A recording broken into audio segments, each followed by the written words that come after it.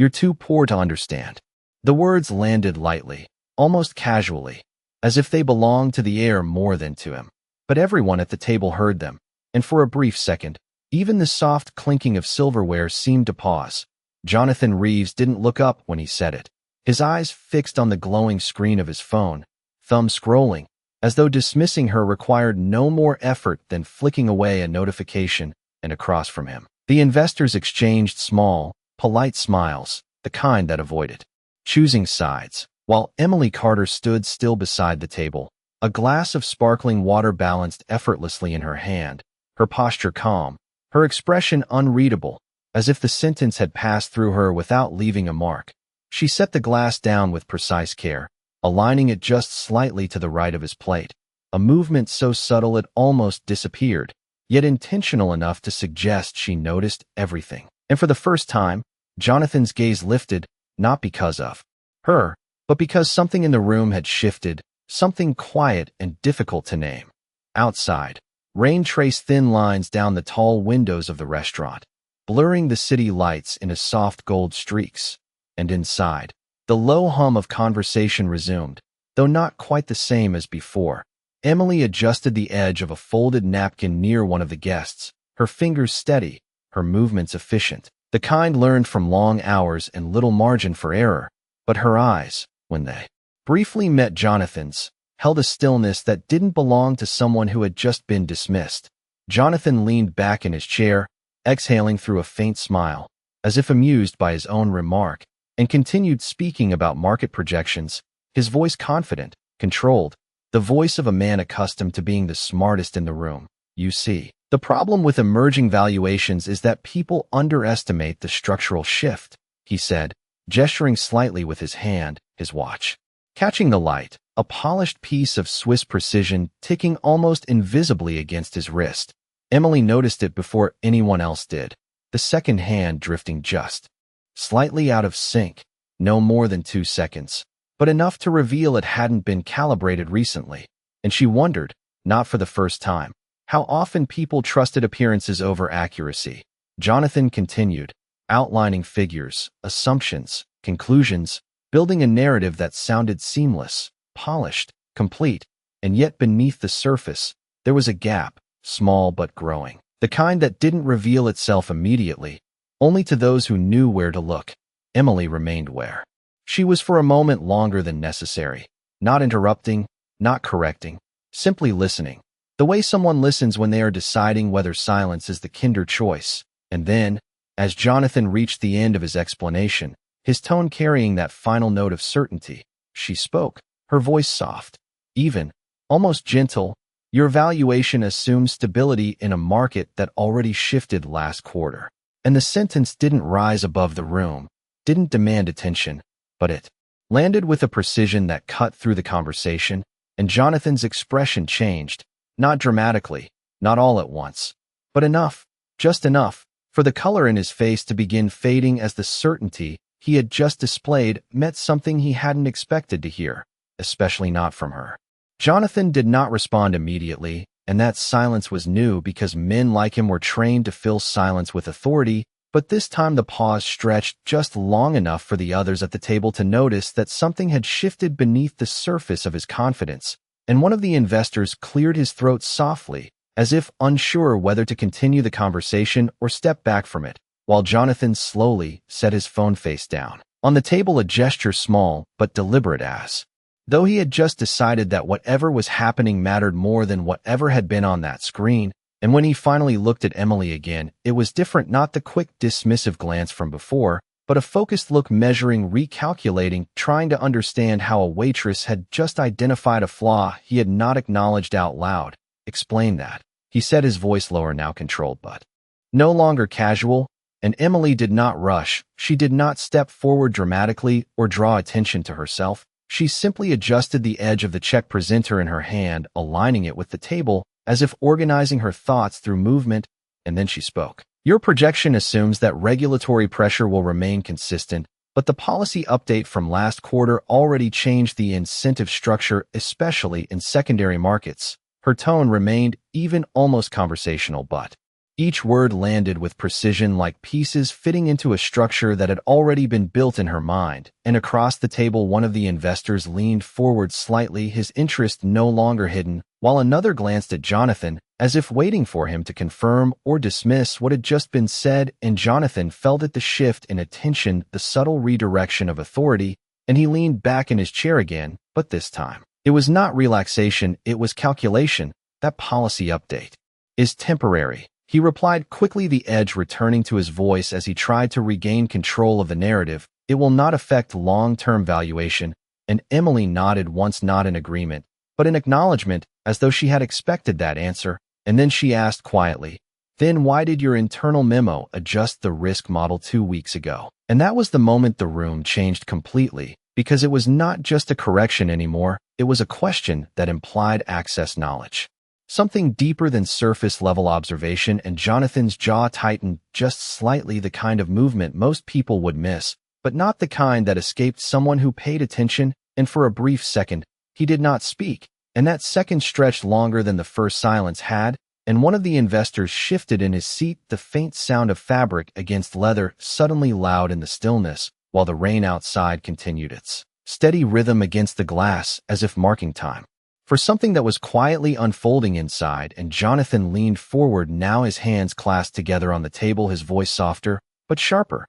"Who are you?" he asked, not as an introduction, but as a demand for clarity, and Emily met his gaze without hesitation, not challenging, not submissive, just steady. "Someone who reads beyond the summary page," she said, and there was no arrogance in her tone, only a quiet certainty that did not need to prove itself. And for the first time since the conversation began, Jonathan felt something unfamiliar, not anger, not embarrassment, but uncertainty, the kind that does not announce itself loudly, but settles and quietly, forcing everything around it to adjust. And he realized in that moment that whatever test he thought he had initiated had already turned into something else entirely, something he no longer controlled.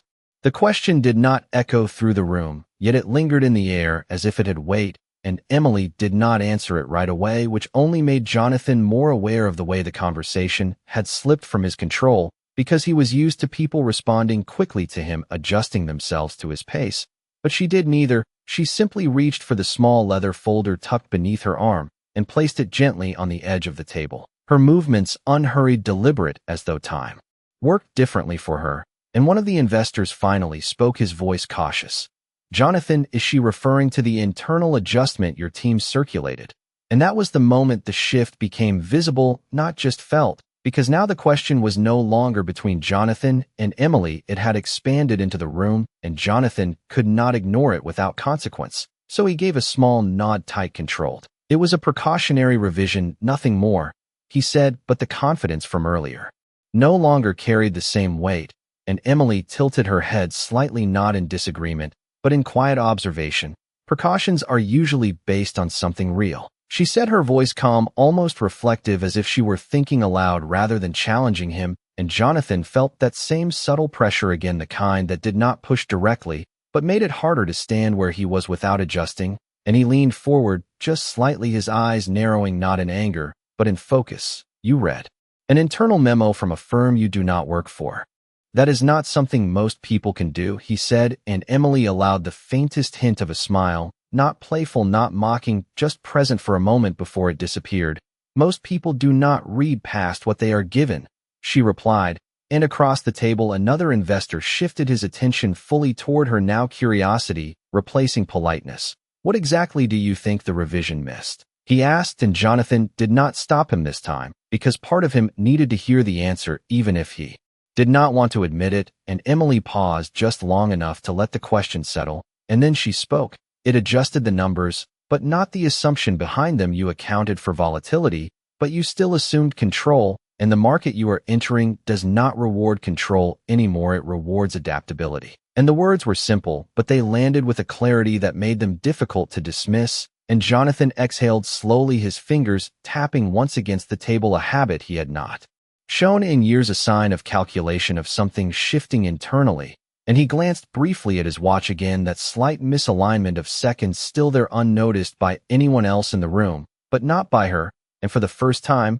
he wondered how many other details he had overlooked, not because they were hidden, but because he had stopped looking for them, and Emily straightened slightly, her roll returning to the surface, as if the conversation had never crossed the line it had just moments ago. Would anyone like a refill? She asked, and the normalcy of the question almost felt surreal against the weight of what had just been said, and no one answered immediately, because the room had not yet decided how to move forward from this new balance, and Jonathan looked at her again, really looked this time not at the uniform, not at the role, but at the precision behind it, and the calm that did not ask for recognition, and something in his expression changed, not fully, not completely, but enough to signal that whatever this was, it was no longer a test he had created, but a reality he had stepped into without realizing, and one he could not simply walk away from without understanding. No one reached for their glass, and the untouched water in front of Jonathan reflected the soft amber light above them, slightly distorted, as if even the room itself had shifted its balance, and he noticed it, not the glass, not the light, but the stillness, the kind that does not come from silence alone, but from people thinking, recalculating, deciding whether to follow the direction of the conversation or resist it, and Jonathan leaned back again, but slower this time, as if giving himself a second to step outside the version of the moment he had expected and step into the one that was actually happening. And when he spoke, his voice had changed, not weaker, but more precise. Adaptability sounds like uncertainty dressed as strategy, he said, watching her closely as if testing not her knowledge now, but her consistency. And Emily did not respond immediately. She glanced briefly toward the window where the rain had softened into a steady rhythm, then back at the table, and when she spoke it was measured. Only if you define control as predictability, she said, and one of the investors nodded almost involuntarily, the kind of reaction that happens before a person realizes they have agreed, and Jonathan caught that too. The shift was no longer subtle, it was visible, and he could feel the edges of the conversation slipping away from the structure he had built earlier.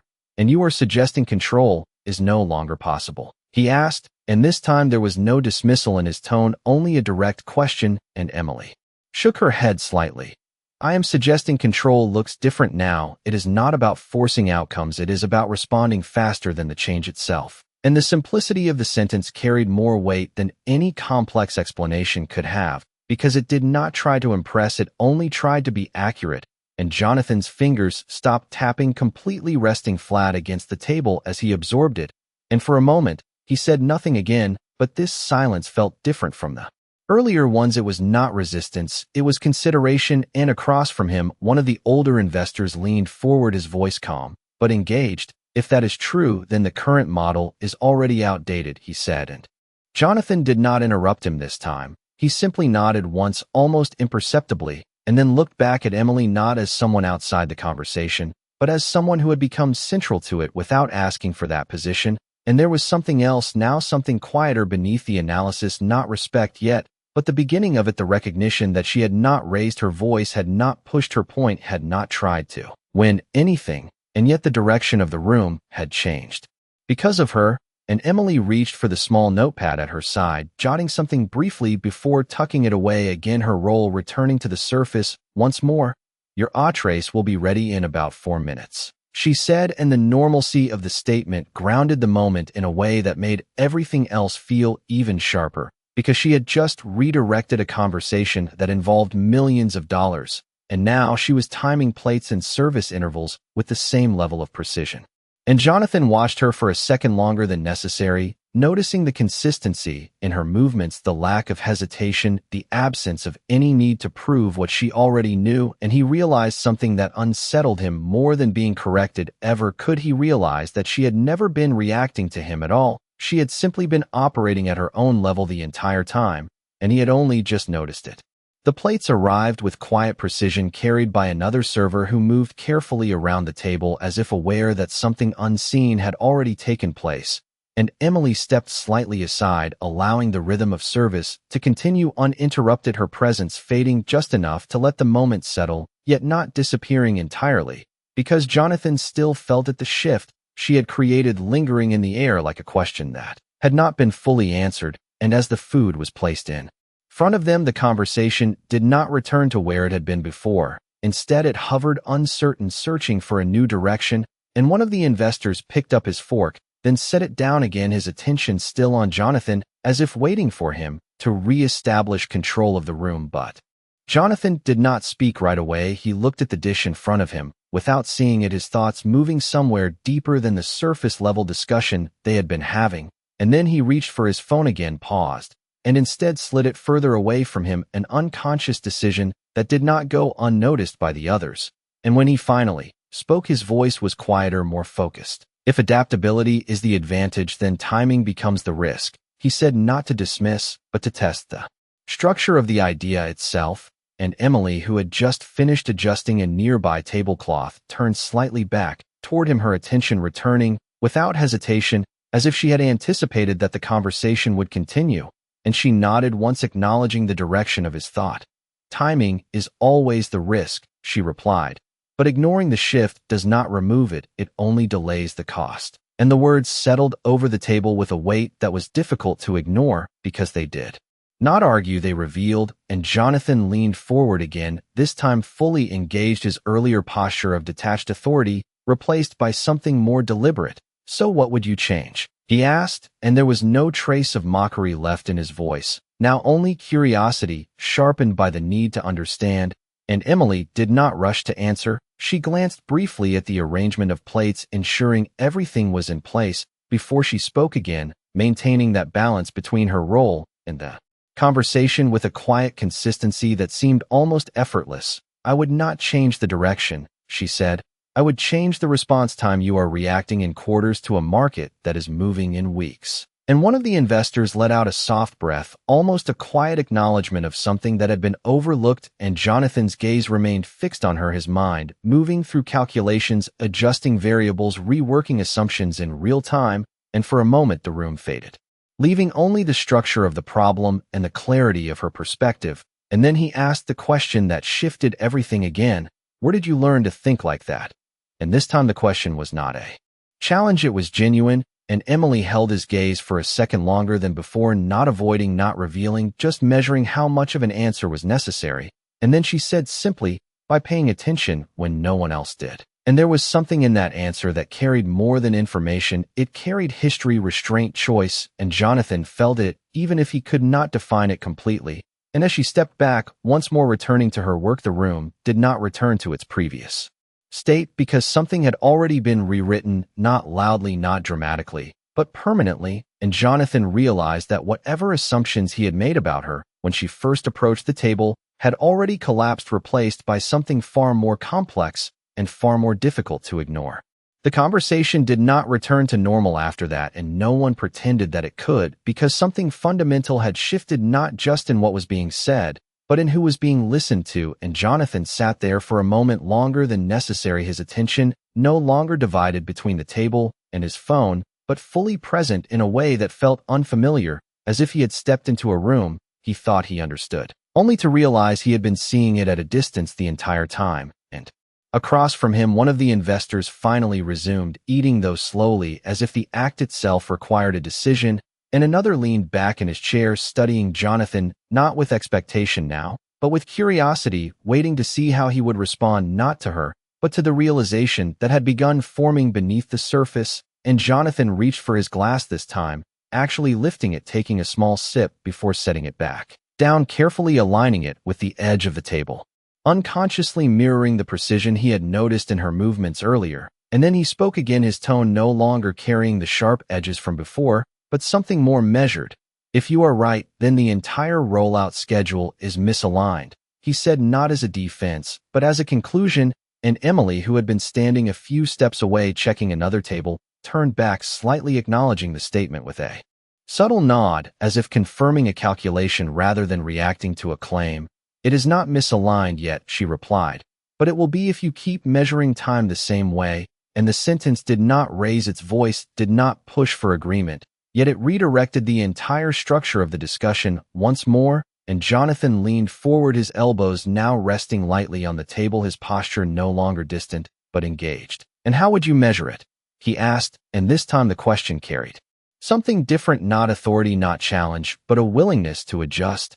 And Emily paused, just briefly, her gaze moving from the table to the window and back again, as if tracing the rhythm of something larger than the room, before answering. Not by quarters, not by reports, but by response intervals, how quickly your decisions match the change, not how well they predict it. And one of the investors let out a quiet breath, the kind that signals recognition of a blind spot rather than agreement with an opinion, and Jonathan's eyes remained fixed on her, his thoughts moving faster, now reorganizing what he had believed was already structured. And for a moment he said nothing again, but this silence felt grounded, not uncertain, not defensive, just processing. And then he asked the question he had not intended to ask when the evening began. What would you do first? And Emily did not hesitate this time. I would shorten the distance between information and action, remove the layers that delay decisions, and listen to the data before it becomes a report, she said, and there was no emphasis, no attempt to impress, only clarity delivered with the same steady tone she had maintained from the beginning. And Jonathan felt it again, that shift, not external, not visible, but internal, the kind that does not announce itself, yet changes how everything is seen afterward. And as he sat there absorbing her words, he realized something that unsettled him more than being wrong ever could. He realized that the gap between where he was and where he thought he was had been there long before she spoke. He had just never been forced to see it until now. And Emily stepped back, once more, her attention returning to the flow of the restaurant, her role unchanged, her presence quiet yet impossible to ignore. And Jonathan watched her for a brief second longer before lowering his gaze to the table, not in defeat, but in recognition that whatever this moment was, it had already moved beyond a conversation and into something he would not be able to dismiss or forget.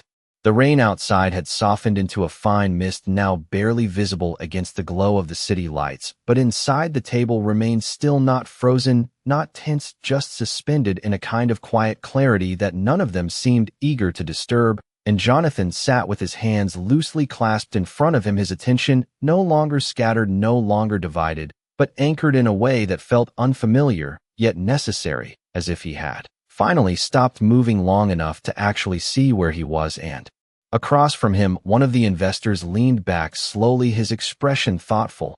If that is the case, then the advantage does not belong to the largest player anymore, he said, more to the table than to anyone in particular. And Jonathan nodded once, not in agreement alone, but in recognition that the assumption had already begun to shift before he consciously accepted it. And Emily moved quietly along the edge of the room, refilling a glass at another table, her presence consistent, her pace unbroken, as if none of this had required effort. And yet everything about the conversation suggested otherwise. And Jonathan watched her again, not directly, not obviously, but with a level of awareness that had not been there before, noticing how she anticipated movement before it happened, how she adjusted details others overlooked, how nothing she did seemed accidental. And it occurred to him that her clarity did not come from a single moment or a single insight. It came from repetition, from observation, from choosing to pay attention when it would have been easier not to. And that realization settled into him with a weight that felt both uncomfortable and necessary.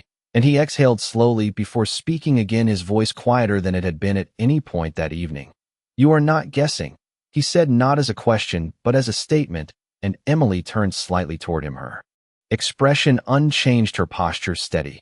No, she replied simply, and that single word carried more certainty than anything else that had been said, because it did not try to justify itself. And one of the investors leaned forward again, his interest now fully engaged. Then you have seen this before, he added. And Emily paused for a brief second, not out of hesitation, but as if deciding how much of the truth belonged in this moment.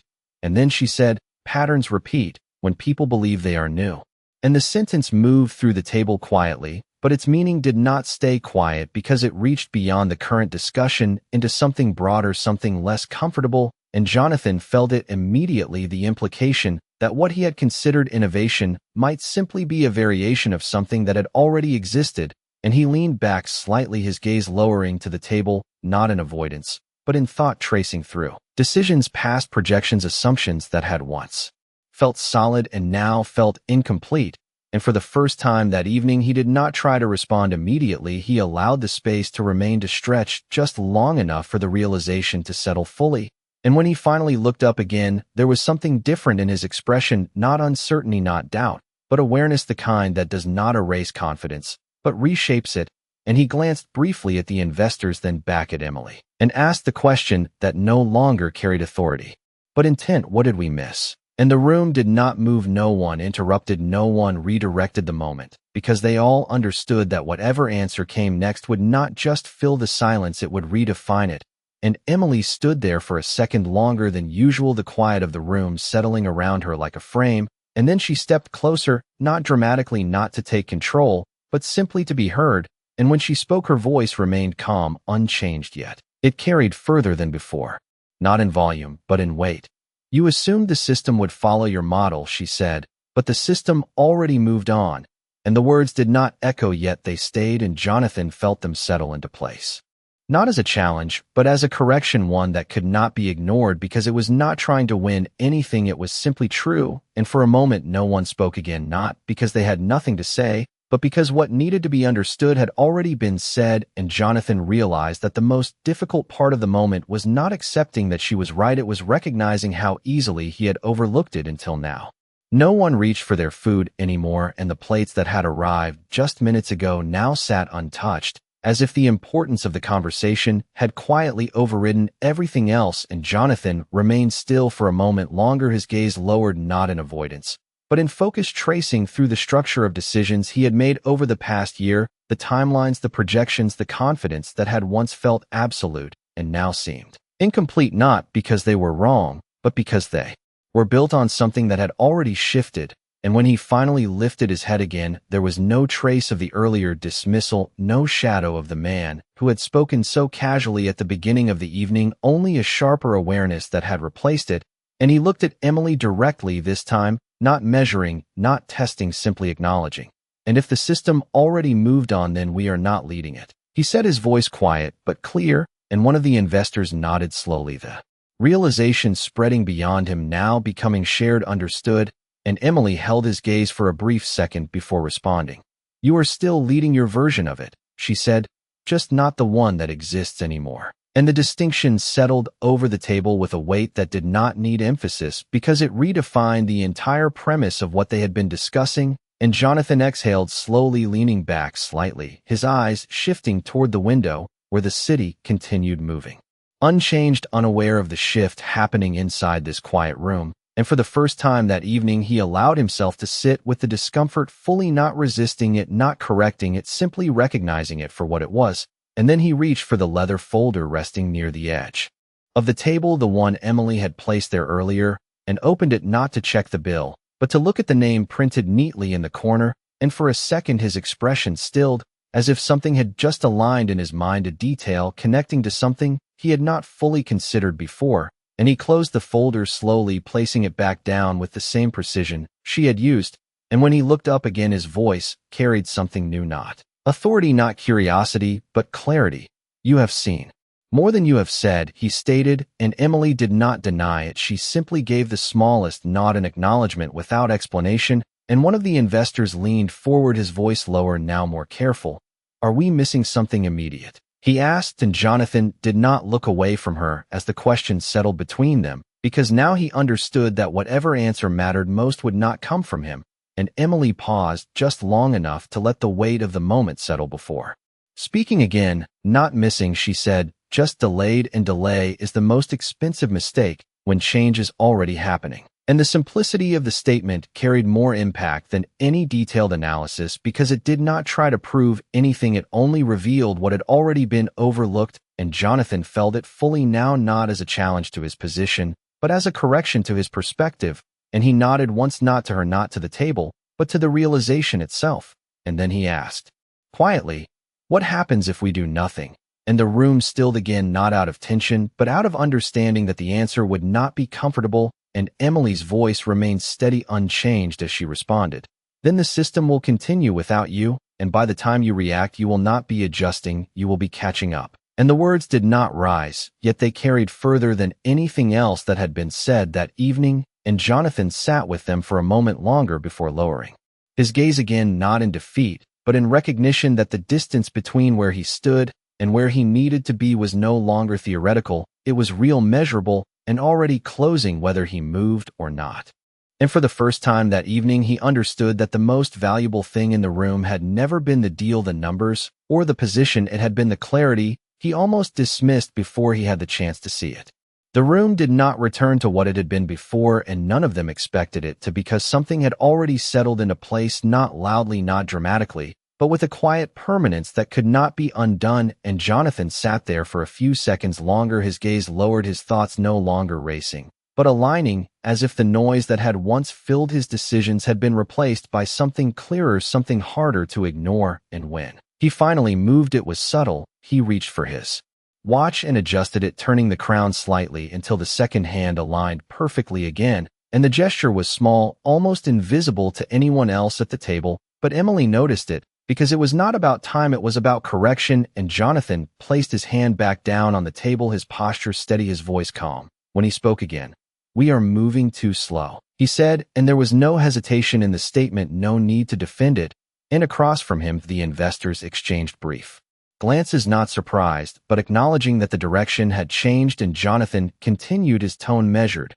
"We restructure the timeline, reduce the reporting layers, and shift decision cycles to real-time response intervals." And as he spoke, it was clear that he was no longer reacting to the conversation. He was building from it, integrating what he had just learned into something actionable. And one of the investors nodded immediately. Another leaned forward, already considering the implications.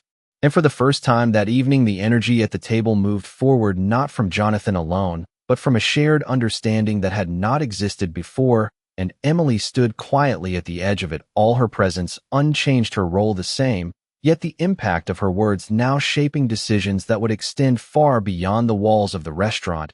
And Jonathan glanced at her once more, not with curiosity, not with calculation, but with recognition, and he gave a slight nod, not formal, not performative, just enough to acknowledge what had happened without turning it into something larger than it needed to be. And Emily returned the smallest nod in response, nothing more, because nothing more was necessary. And the moment passed, not because it ended, but because it had already done what it needed to do. And the conversation shifted back into motion, numbers, timelines, strategies, now grounded in a different perspective, one that carried the weight of what had nearly been overlooked. And as the meeting continued, the plates were finally touched, the glasses lifted, the rhythm of the room restored, but not the same as before, because something fundamental had changed beneath it. And when the bill was placed on the table, Jonathan did not reach for it immediately. Instead, he looked at the name printed neatly in the corner, once more Emily Carter, and then he closed the folder and stood adjusting his jacket with the same precision he had applied to his watch earlier. And as he prepared to leave, he paused, just briefly, his voice quiet. When he spoke, "You were not wrong," he said, and Emily met his gaze, her expression calm, her tone steady. "I was not trying to be right," she replied, and the simplicity of the answer settled between them, without weight, without expectation. And Jonathan gave a slight breath that might have been a quiet acknowledgement before turning and walking toward the door, the city lights reflecting faintly against the glass as he stepped out into the night. And inside the restaurant, Emily returned to her work, moving between tables with the same quiet efficiency as before, no change in her pace, no need for recognition. And yet something had shifted, not in her, but in everything around her, because the room had seen what she already knew. And as the door closed behind him, the sound was soft, almost unnoticeable, but the lesson remained clear, not spoken, not repeated, just understood, that some people do not raise their voice to be heard, they simply see what others miss, and that is enough to change everything.